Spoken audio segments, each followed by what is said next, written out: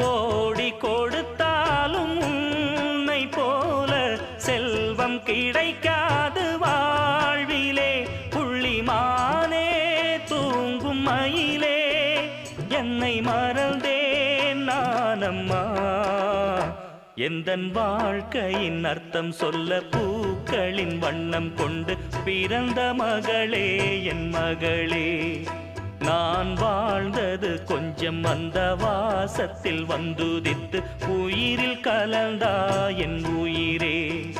உன் பூவிழி குறுநகை அதில் 1000 கவிதையே.